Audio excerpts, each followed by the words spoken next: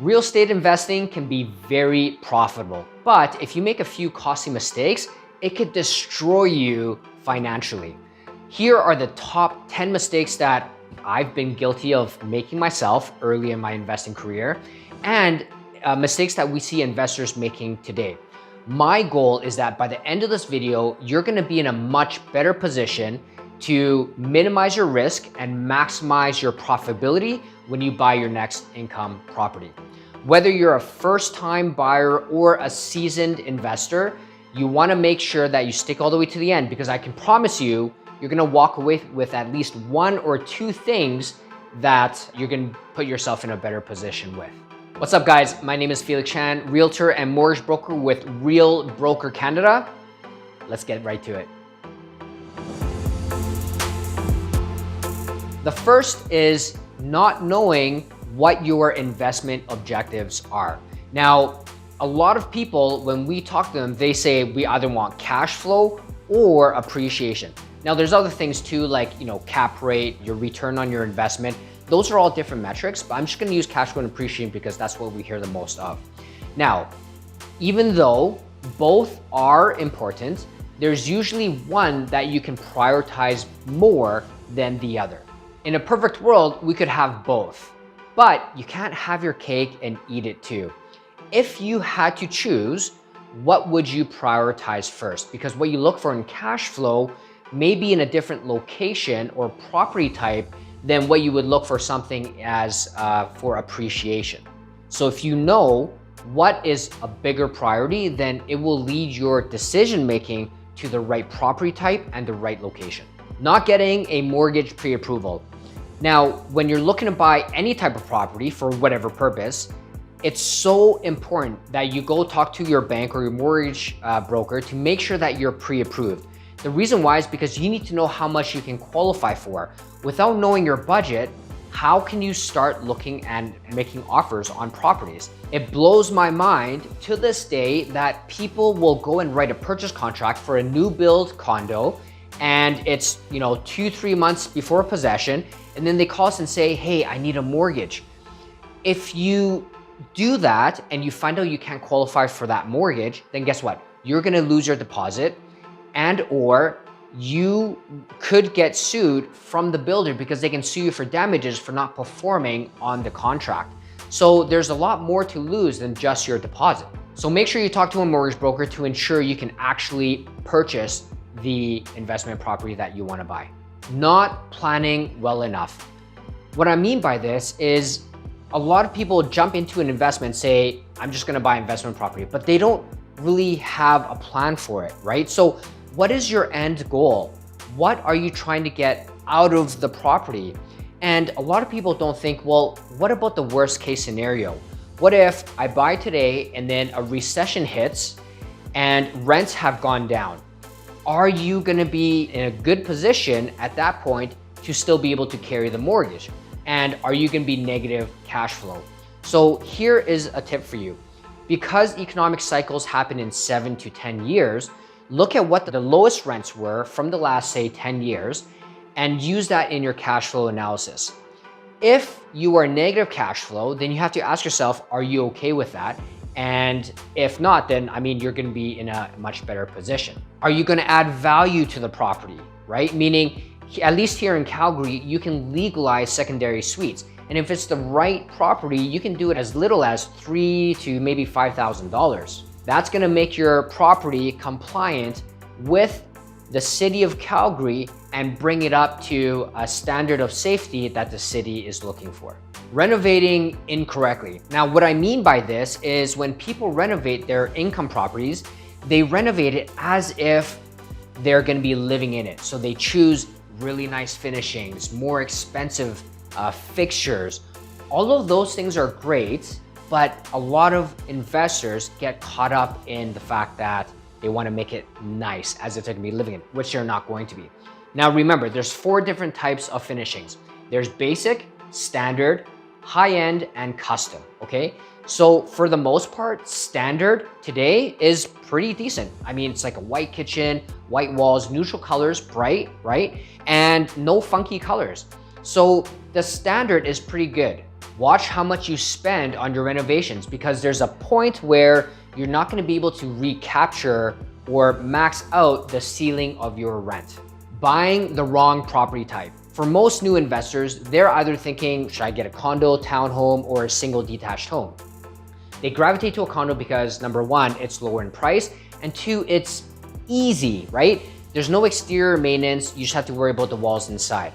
Now, townhomes are a little bit bigger, so people, you could get a little bit more rent. And then detached homes, a lot of investors just say, it's a lot of work. Well, the truth is, what isn't a lot of work in life, right? It's just what comes with it, like exterior maintenance and lawn care and roof and all those things. But it's not just from a convenience standpoint that you have to consider this. You also have to consider what are the long-term gains compared to each of the different property types. Now, I'm not gonna go into it because I went into details with each property type, the pros and cons of each, in this video up here. So make sure you check out that video because I do lay down the groundwork of a lot of the things you need to consider when it comes to choosing the right property type. Buying an investment property yourself. Now, what I mean by this is not using a real estate agent, or you're using a real estate agent, but they're not well-versed or experienced or investors themselves. So a lot of real estate agents will help buy and sell, but not all agents are experienced with investment properties. Okay, let me give you an example. Let's just say you needed brain surgery, okay? You're not gonna go see a knee surgeon. I mean, they're both surgeons, but they're different specialties. This is the same thing. When you're working with a real estate agent, make sure they understand, what's coming up in that certain location, the cash flow analysis, the things that you need to know as an investor to look for either a cash flowing property, what the highest and best use is, which I'm going to talk about in a bit here, but also what is the longer term potential of this property? Can you legalize it? What are the challenges you're going to be facing? What are some of the city rules or municipal regulations that are coming through that you need to be aware of? There's a different set of expertise when you're looking for an investment property, so make sure you work with the right team. Not understanding what is the highest and best use for your property. Now, really quickly, what the highest and best use means is getting the most value out of that single piece of property, okay? So for example, if a builder came downtown and bought a city block and built a 40-story high-rise building, they're getting the highest and best use out of that land because you can't build anything and add any more value, okay? But if you buy a condo in that building, you're buying into the highest and best use. There's really not a whole lot you can do to add more value to your condo. So if we're looking at single detached homes, understanding what the highest and best use is super important. That could help you increase your profits over the long term.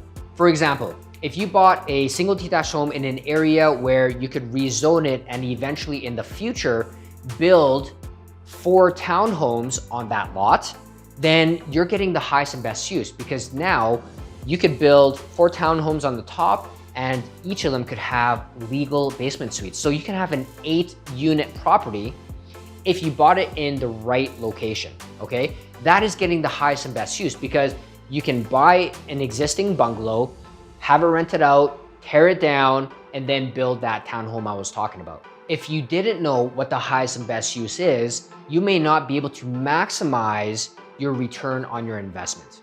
Not having an exit strategy. Okay, so a lot of people say, okay, this is my plan, I'm gonna buy it, and this is what I'm hoping for, either cash flow or appreciation. But a lot of people don't have an exit strategy. So at what point are you going to trigger a sale? What metric exactly are you going to use? Is it a time thing? So in 10 years, I'm gonna sell the property no matter what. Or is it, when the property appreciates, say, $100,000, whether that's 10, 20 years in the future, that's when I'm gonna trigger the sale. You need to know what metrics you're going to use in order for you to trigger a sale. That is your exit strategy. So just as important as it is going into an investment, you need to know what you're going to do in order to get out of that investment. Now, if some of you guys are watching this video and you're from Calgary, if you own a condo and you know you will be selling it for a loss if you sold it in today's market, a lot of you guys are just saying, I'm gonna rent it out, okay? But you need an exit strategy. Check out this video here because I go through a lot of the things that you have to consider. And I talk about people that just want to rent out their property, but not really having an exit strategy. So if that is you, then make sure you check out that video. Not understanding that real estate investing is not really a sexy thing. Okay, so what do I mean by this? I got a call from a VIP client who's bought and sold a few properties with me. And he called me and he wanted to sell his income property. It was a cash flowing property. And I said, why do you want to sell it? He said, oh, you know, like crypto's doing well, my other investments are doing well. It just sits there and doesn't really, I don't get excited about it. Well, that's the thing is real estate investing, if done properly, to be honest, it's not that exciting. It's not like you're gonna own a multi-million-dollar penthouse or something with, you know, a crazy view and a river in the backyard. Those properties are much higher risk, and for most investors, that's not the right type of investment property. So real estate investing is not really a sexy thing. Typically, most people will just buy a single detached home. It's just an average family home, right? But you let it sit there and generate revenue month after month, year after year. The returns on that is gonna be far greater than if you were to flip houses. There is a famous quote that says, don't wait and buy real estate and wait. Yes, it's not as exciting as crypto because you have these crazy highs to the moon and then you have crazy crashes like what we're going through now, but it's stable, it's consistent. And because it doesn't have the fluctuations, it's going to sit better with you over the long term and you're not gonna be as emotional about it when the markets are down because you're still receiving income. And lastly, not treating real estate investing like a business. Now you have to think, you are running a business. The tenant is your client because they're the ones that pay you. So you better treat them well. And do you know what type of tenant profile you are looking for? Do you have a budget for high ticket expenses such as replacing the roof or having a safety net in case of the furnace breaks down? Do you want to have it furnished or unfurnished?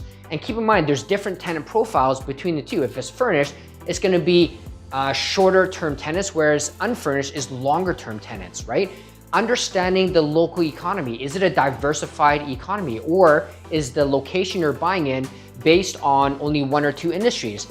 What happens to your rents if those industries are either declining or get eliminated completely in a worst case scenario?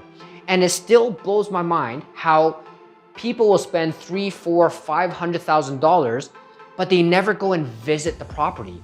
If you visit the property, then you're gonna minimize your risk because you're gonna make sure there's no illegal activities happening there. Maybe you'll notice if there's a big hole in the roof and the tenants didn't say anything, and you never see a retail business owner always being absent, right? So you have to treat it like a business. You have to have a business plan. You need to know how you're gonna structure it, the schedule in which to do repairs and maintenance and visiting the property, and just making sure you are present and looking after your very expensive investment.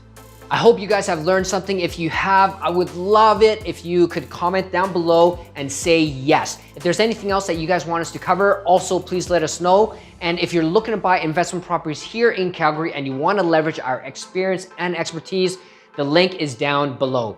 If you're a real estate agent and you want to partner up with us, whether you're here in Calgary or somewhere in the US or other parts of Canada, let us know so that we can help you propel your career and help you become a six-figure agent. If you want to learn more about real estate investing, we give all of our tips and advice in our real estate investing playlist at the end of this video.